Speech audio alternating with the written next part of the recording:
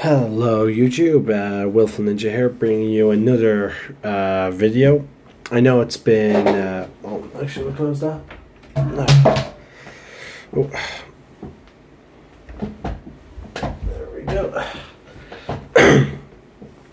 I know it's only been a couple hours since I've uploaded a video, but I decided now that the sun has risen, I feel like I'm gonna be end up sleeping in. Hopefully not too late into the day. But I wanted to get this video out as soon as possible, and I want to make sure I don't forget about it.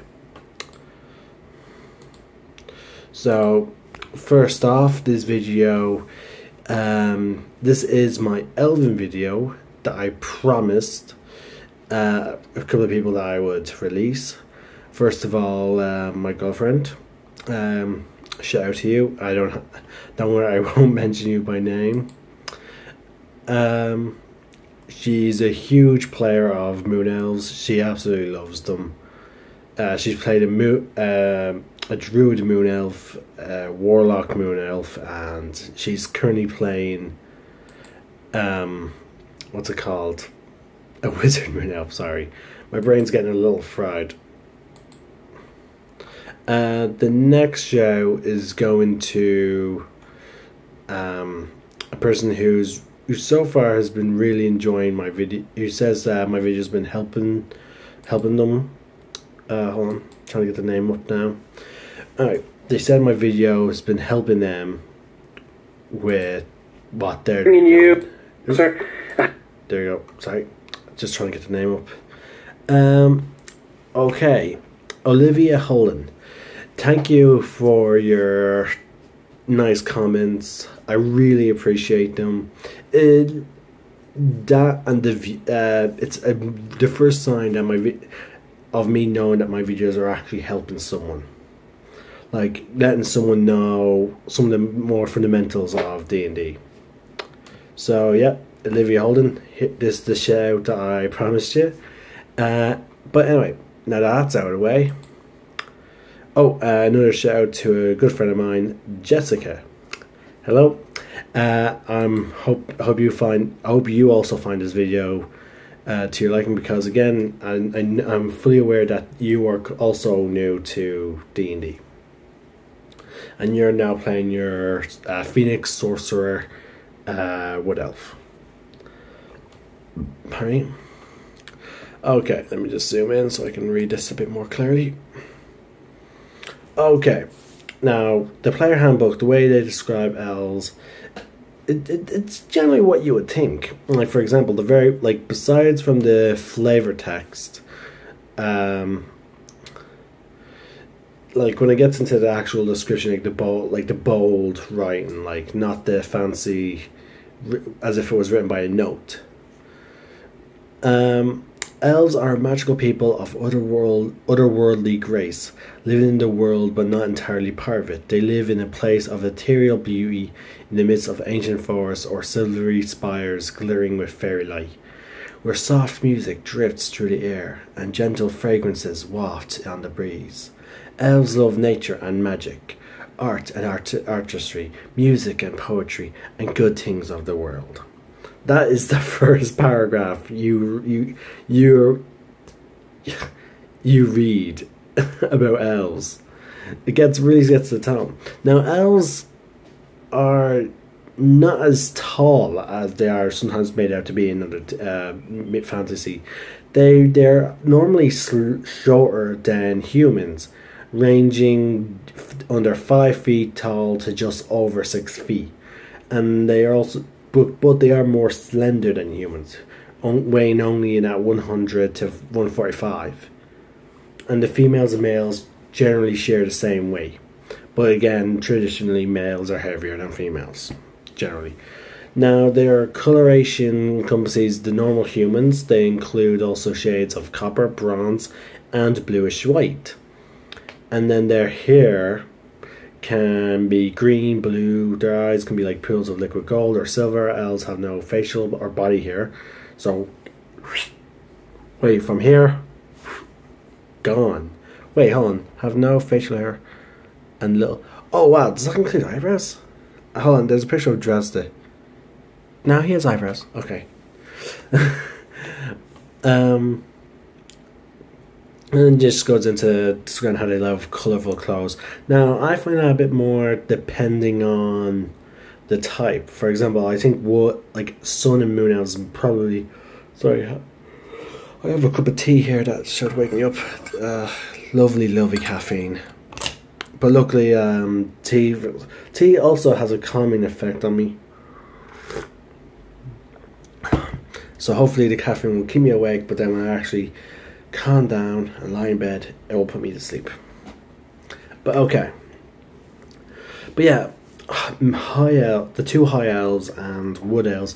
I imagine wood elves favour green and browns more, whereas then the high elves are the real colourful ones, like Harley Quinns. Now, here's where it gets a bit odd, because in the next bit in the next section where it's called a timeless perspective, it goes on to how elves generally view the world, and it says they can live well over 700 years, right? And it means that they see events differently than humans and even dwarves. Dwarves live about over 400. Elves live well over 700. So they, even between them, they see things differently. Now, they tend to be aloof when they're pursuing a goal. They'd rather think of the long term, and then they would rather spend their time adventuring on a mission or learn a new skill or art. But they're also slow to make friends, because sometimes I guess this comes off with the fact that they have so much time that they don't feel the need to fill their worlds with friends.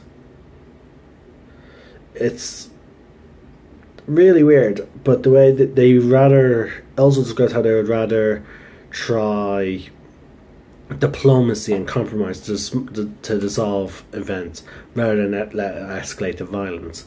But the funny thing is, it also describes, even though it describes them viewing time as differently, it says also that they reply to petty insults with disdain and serious insults with vengeance. Despite their years, they get pissed off like any other race, even to the length of similar to dwarves. Now, granted, dwarves have the sense it won't just stay personal; it will escalate to others, which I'll cover in the thing. Now, then you have. Then it goes into where they normally live. Hidden woodland realms. Most elves dwell in small forest villages hidden among the trees. Elves hunt game, gather food, and grow vegetables, and their skill and magic allow them to support themselves without the need for clearing or ploughing land. They are talented artisans, crafting finely worked clothes and art objects. Their contact with outsiders is usually limited, though a few elves make a good living by trading crafted items for elves, which they have no interest in mining. So that's interesting. Elves don't really mine. So if you find an elven village, all the metal there was bought. They would rather buy the metal than dig it up themselves. And when they take up adventuring, it's because they just want to explore. Like, it's like the Asari in Mass Effect. Because they live for so long, they would spend several hundred years being adventurers, mercenaries, or anything to explore. They hate the pace of human society where you're being rushed to meet your jobs and all that. They rather have freedom and their own pace, which I think describes why, if I remember correctly, the recommended alignment was neutral to chaotic. Hold on. The elves love freedom, diversity, and self-expression, and have learned strongly toward home. That's moving very slowly. There you go, it's actually working now. They strongly lean towards the gender aspects of chaos. They value and protect others' freedom. Okay, so they're more like they're more often good than not.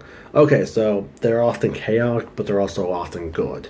So the most recommended alignment will be chaotic good. They're not lawful because They'd rather live at their own pace, similar to tieflings.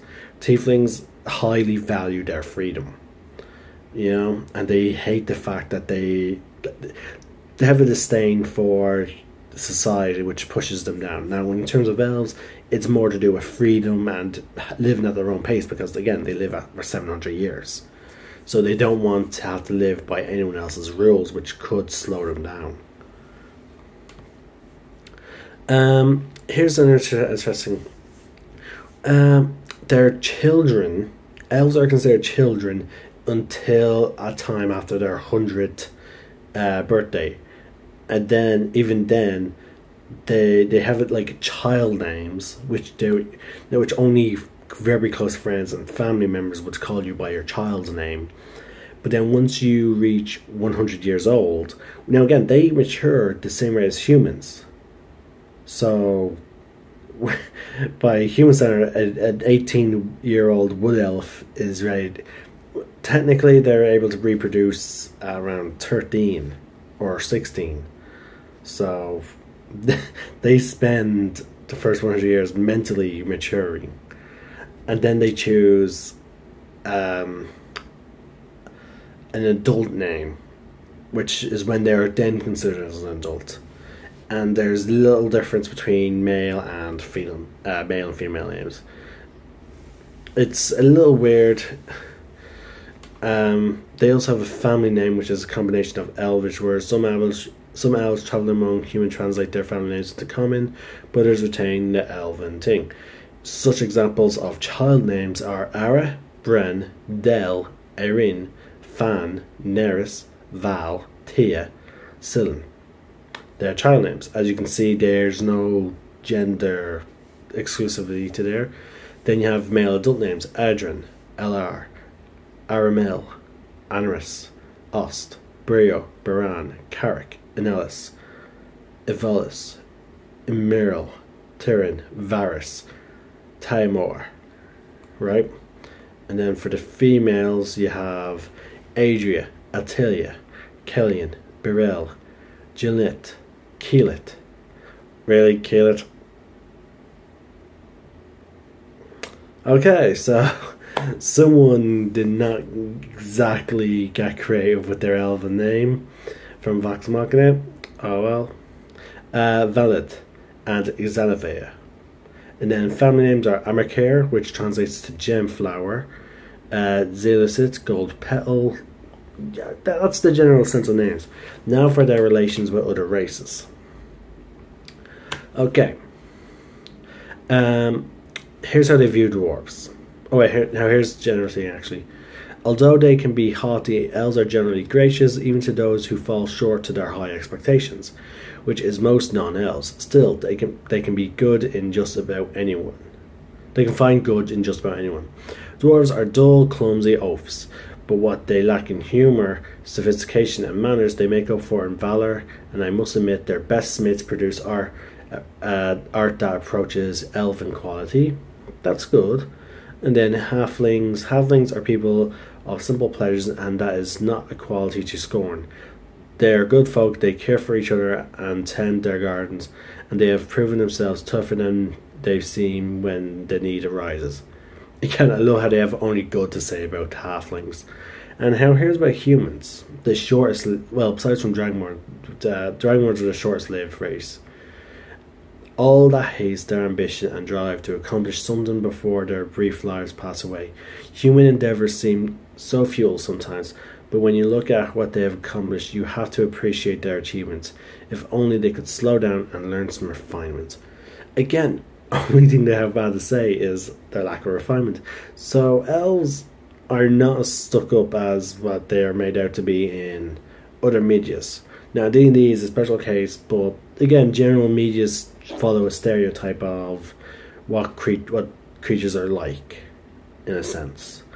Like dwarves are normally violent, drinks, sometimes associated with either Vikings, Scottish, or Irish. I don't know where they get the Irish, but I think halflings would be more of that. But anyway, alright, here's the elf traits. Now you get these regardless of what sub race you get. Okay, so keep that in mind. Your ability score of dexterity increases by 2. Now, again, I know I've gone over some of these in my previous video, but remember that was simplified. I didn't have my PDF. These are I'm reading these out now completely, so these are what they are. So if I'm changing something that I said in the previous video, that is why. It's because now I have the source material, and boom, you will actually have the proper ruling. Ability score increases by 2. It says they live up to be 750 years old, but again, the earlier text says well over 700 years. To me, that's an extra 100, maybe 2, in elf standards. I talked about their alignment. Their size range from 5 feet to under 6 feet tall, and they have some builds. Their size is medium for if you're using grid maps. Their speed is 30. They have dark vision. They can see in total darkness. They see dim light, and in dim light they see bright, up to 60 feet. You can see dim light within 60 feet of you as if it was bright light, and darkness as if it was dim light. You cannot discern colors in the darkness, only shades of grey. Keen senses. Your automatic proficiency in perception, which is great. You have advantage on saving throws against being charmed, and magic can't put you to sleep. That is a very good one. I'm sorry I missed it. Trance. Elves don't need to sleep. Instead, they meditate deeply, remaining semi-conscious for 4 hours a day. The common word for such meditation is trance. While meditating, you can dream after a fashion. Such dreams are actual mental exercise that have become reflexive through years of practice. After resting in this way, you gain the same benefits that a human does from 8 hours of sleep. Now, here's a quick ruling about that. I probably mentioned it, I think, in one of my other videos, but it does not restore. In the case for spellcasters and the like, it does not restore abilities that require a long rest. It does not require. It was mentioned in Sage Advice. It's mainly only useful for in terms of exhaustion levels, which is a rule that some DMs don't enforce, but I personally, and I'm sure there's others that do enforce the exhaustion rule, which is your character has to sleep. He can push himself to not sleep, but he takes an exhaustion level, and the same goes also then for barbarians. Barbarians get an exhaustion level if they go into a frenzy, which they can get rid of by doing a long rest. This would be an example of using this trance to get to stay off or get rid of exhaustion. So keep that in mind. Languages. You can speak and write Common and Elvish. Elvish is fluid, with subtle intonations and intricate grammar. Elven literature is rich and varied in their. It just describes how their language is described. There's a reason why many bards learn Elvish for their ballads and whatnot. It's very beautiful. Okay, now we're getting into the high elves. Let's get rid of this.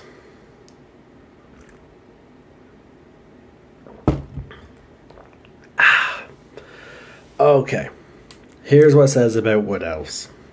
Now, I didn't read completely what it says about elves in general, but I'm going to focus now on these specific ones, because these are the ones that you really have to pick. You can't just be an elf.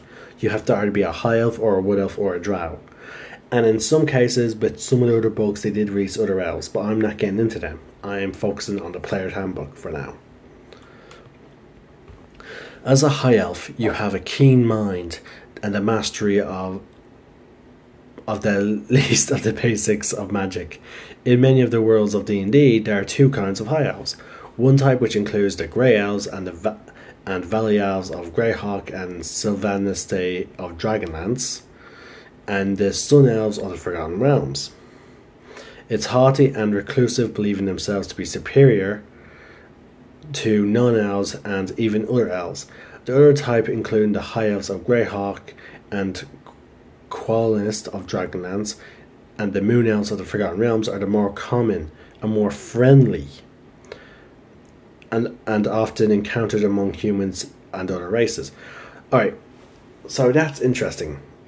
So, even though some high elves, it's funny how the Sylvester of Dragonlance, the Grey Elves, and the Quandalist of Dragonlance, and then the High Elves of Greyhawk, they consider themselves above all non-elves. But then the Sun and the Moon Elves are very friendly to other races. I find that hilarious that even though they're all of them are High Elves, two are more friendly than others, where others are taking the more standard approach that's shown in other media, where elves believe them to be superior. Now we're going to go into some details about the Sun and Moon Elves. The Sun Elves of Faerun, also called the Gold Elves or Sunrise Elves, have bronze skin and hair of copper, black, or golden blonde. Their eyes are golden, silver, or black. Moon Elves, also called Silver Elves or Grey Elves, are much paler with alabaster skins, sometimes tinged with blue. They often have their hair of silver white, black, or blue, but various shades of blonde, brown, and red are not common. Their eyes are blue or green and flecked with gold. Now, there was something else I read about Sun and Moon Elves. I think it was in the Sword Coast Adventurers guide, but they described as Moon Elves are the more friendly and adventurous of the two High Elves. Now, most games, like especially if you're playing the starter book, Dragon's Tyranny, Rage of Demons, Return to Ravenloft, Storm King's Thunder, Elemental Evil. If you're playing those books, most likely you're playing in Faerun. So they're the elves that you'll be encountering. The world's also referred to as the Forgotten Realms. Sorry. But anyway, now here's the benefits of playing a High Elf. Now remember, you still get the bonuses that I said previously from the elf traits. These are just added traits that you get for playing a High Elf. Your ability score increases by 1, and you get Elven weapon training. You have proficiency with longsword, shortbow, and longbow. Which is basically the same as the Wood Elf. Yeah, it is. Which is great because, again, if you're playing a magic user, it gives you that fluidity, and also it makes perfect use of the fact that in the Skag book, remember what I said about Skags in the previous video, it refers to the Sword Coast Adventurers guide. Because in the Skag book it adds a new archetype for the wizard, Blade Singer, and in the Forgotten Realms setting, it's normally an elf exclusive class. Now, I don't force that. I don't really. But I do have it so that elves would see non-elves using their style offensive. That's about it. I allow other players to play it, but I do warn them that how elves are going to view them. But okay, more of what you get. Cantrips. You know one cantrip of your choice from the wizard spell list. Intelligence is your spell casting ability for it. Pretty fun. You get one extra spell, especially if you're playing wizard or sorcerer. Extra language. You can speak, read, and write one extra language of your choice. So that's with this race alone, we get 3 languages: Common, Elvish, and then one extra. If you pick Dwarvish and Halfling, that's 4, but you have the most common languages. That's it about the High Elves. We're now going into the Wood Elves now. As a Wood Elf, you have keen senses and intuition, and your fleet Your fleet feet carry you quickly and stealthily through your native forest. This category includes the wild elves of Grugak, of Greyhawk, and the Kaganosti of Dragonlance, as well as the races called Wood Elves in Greyhawk and the Forgotten Realms. In Faerun, Wood Elves, also called Wild Elves, Green Elves, or Forest Elves, are reclusive and distrusting of non-elves. Wood Elf skin tends to be copperish in hue, sometimes with traces of green. Their hair tends toward browns and blacks, but is occasionally blonde or copper coloured. Their eyes are green, brown, or hazel. So yeah, very interesting. Wood Elves are reclusives. Now again, you don't have to have your Wood Elves. Again, elves can leave the forests and move into human cities. You know? Because again, there's Neverwinter, one of the biggest cities of Faerun. Of the Sword Coast. I'm not sure about Faerun. Faerun is a whole continent.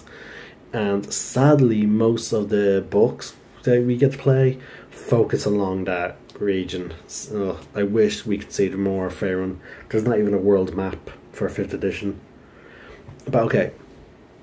That's all it has to say about Wood Elves, except for their traits. Here's what you get. Your wisdom goes up by 1. You have elven weapon training, similar as well. Your walk and speed increases from 30 to 35. You have Mask of the Wild. You can attempt to hide even when you're only lightly obscured by foliage, heavy rain, fallen snow, mist, and other natural phenomena. Very handy. Like, it's actually really cool. Especially if you're playing a ranger or a druid. It really fits in. Okay, that's it for them. We're now getting into the darker elves, also known as the drow. The elves that live underground and like to enslave people. Also, there's one of the most famous dark elves who actually went against what his people are normally like. His name is Drizzt Do'Urden. I'm probably butchering that name. But he was also featured in the Rage of Demons trailer for the books and for the expansion for Neverwinter. He is also featured in D&D Beyond's beta trailer, where you can actually see his stats for a split second. He's a fighter, rogue, something else. I think he's ranger as well. But okay, let's get into the Dark Elves. Okay, descended from an earlier subrace of dark-skinned elves, the Drow were banished from the surface world for following the goddess Lolith down the path to evil and corruption. Now they have built their own civilization in the depths of the Underdark, patterned after the way of Lolith. Also called Dark Elves, the Drow have black skin that resembles polished obsidian and stark white hair, or pale yellow hair. They commonly have very pale eyes, so pale as to be mistaken for white, in shades of lilac, silver, pink, red, and blue. They tend to be smaller and thinner than most elves. Drow adventurers are rare, and the race does not exist in all worlds. Check with your dungeon master to see if you can play a Drow character. Okay, now onto there's a bit more. Actually, let's get into a bit this extra green area. They actually added a special green box for Drow. Let's get into it before we get into their traits, because that's the end of our video. Were it not for one renowned exception, the race of Drow would be universally reviled. To most, they are a race of demon-worshipping marauders, dwelling in the subterranean depths of the Underdark, emerging only on the blackest nights to pillage and slaughter the surface dwellers. They despise. Their society is depraved and preoccupied with the favour of Lolith, their spider goddess, who sanctions murder and extermination of the entire families as noble houses vie for position. Say very dark. One Drow at least broke the mould. In the world of the Forgotten Realms, Drizzt Do'Urden, Ranger of the North, has proven his quality as a good-hearted defender of the weak and innocent, rejecting his heritage and adrift in a world that looks upon him with terror and loathing. Drist is a model for those few drow who follow in his footsteps, trying to find a life apart from the evil society of the Underdark homes. Drow grow up believing that surface-dwelling races are inferior, worthless, except as slaves. Drow who develop a conscience or find it necessary to cooperate with members of other races find it hard to overcome that prejudice, especially when they are so often on the receiving end of hatred. Very good, very dark, and it makes great work. It makes great role playing for good drow, like similar to tieflings, with the sense that actually I'm not going to go into it. I'll save that for the tiefling video. But again, I do plan on doing the dwarves because I really should do it. Because I was going to plan on going in order, but there's too many people, you know, who I know who are new to D&D and who are playing elves. But yeah, that is the last bit of the lore for the Dark Elves. There might be more in the Sword Coast Adventurer's Guide, but I will not cover them until I finish here. Okay, now onto their traits that you get with the Elven traits. Your charisma goes up by 1, pretty handy. You have superior dark vision, which increases the range from 60 to 120 feet. Very good. Here's where it gets a little dodgy. You have disadvantage on attack. It's called sunlight sensitivity. You have disadvantage on attack rolls and wisdom perception checks that rely on sight when the target of your attack, or whatever you are trying to perceive, is in direct sunlight. Yeah, a little dodgy, but here's some other stuff. You have Drow Magic. You know the Dancing Lights cantrip. When you reach level 3, you can cast Fairy Fire spell once per day. When you reach 5th level... full stop. When you reach 5th level, you can also cast Darkness spell once per day.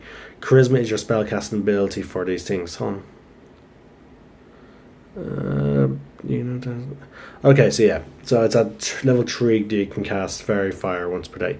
Now, Fairy Fire is great for trying to catch those guys that can go invisible or whatnot, and then Darkness is great if you want to, a quick, escape plan, or if you're playing a warlock who has Devil Eyes, which allows you to see in magical darkness.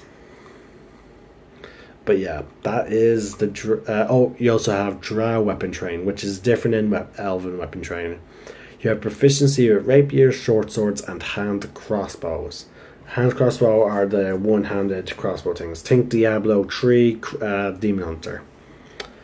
And then rapiers, the good old-fashioned fencing sword. And then short swords, basically dex weapons. they're dexterity specialists. Similar to Wood Elves. Now for classes. Okay. For High Elves, anyone who uses intelligence, so wizards, that's about it. But you can play dex build characters such as rogues, rangers, bards, and fighters. But I would play a wizard just because, if you go Blade Singer, I have an NPC that's traveling with my current party known as Darren Adermatt. I made him a High Elf, a Moon Elf, and he's a Blade Singer. So all his spells are about him getting to melee because that's what the Blade Singer does. It's a wizard class that focuses on going into melee with your sword.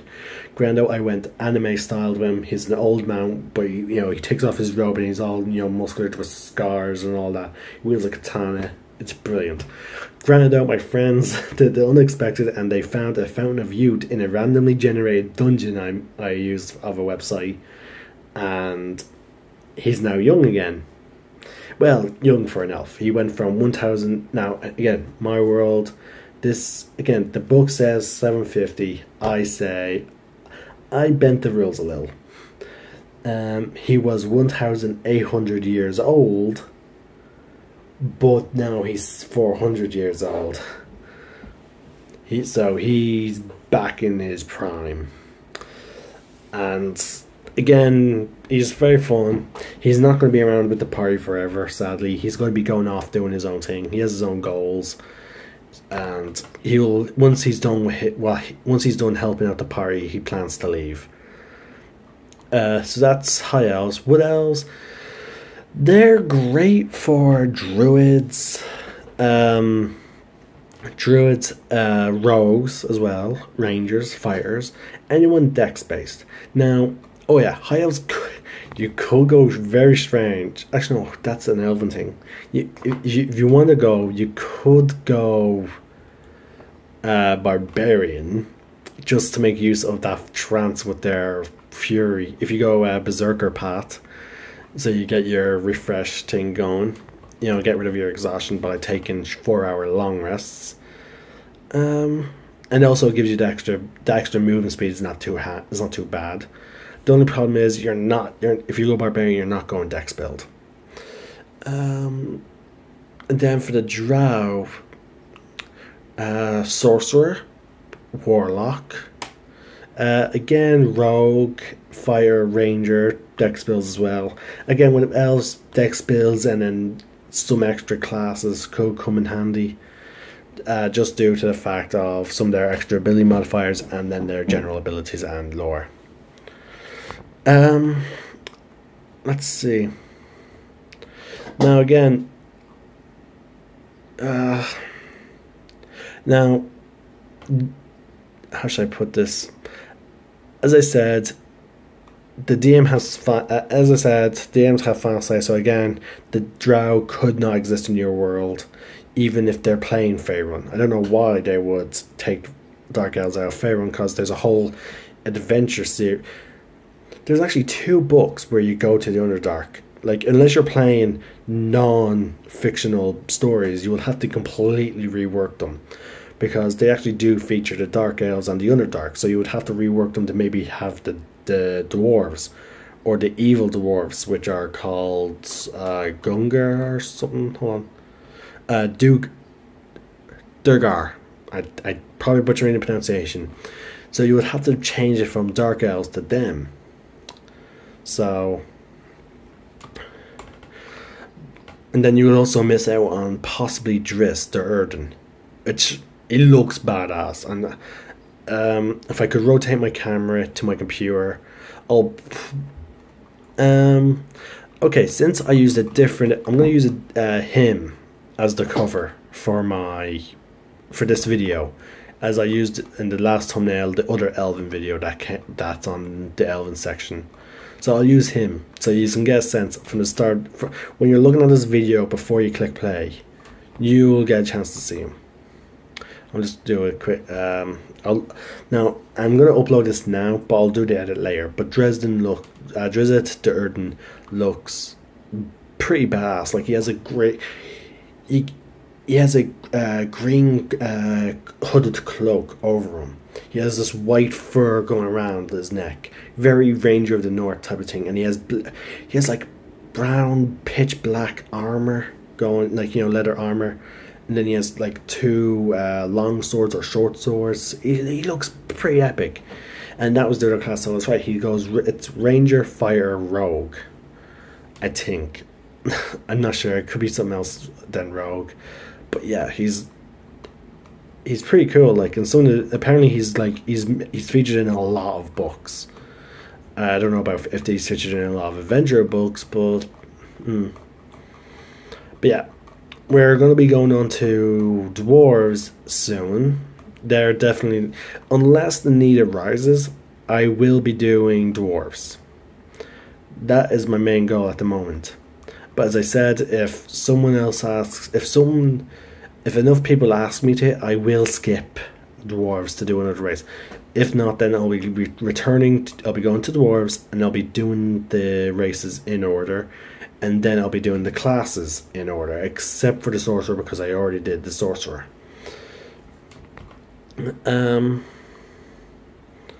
So yeah, I am going to hit the hay, because this video is now going on to the 40-minute mark. I'm going to finish my tea, and then I'm hopping to bed. I'm just going to close out these blackout curtains, which really work. Like, it's unbelievable. See? Very little light getting through. Very good for night owls like me. because I am often up late at night, either playing the Xbox, and also as I said in one of the comments, ever since I became a DM, I am mostly up at night thinking of D&D stuff. So these curtains, fucking love them. They're great for night owls. Hope this didn't go cold. Oh, it's still warm.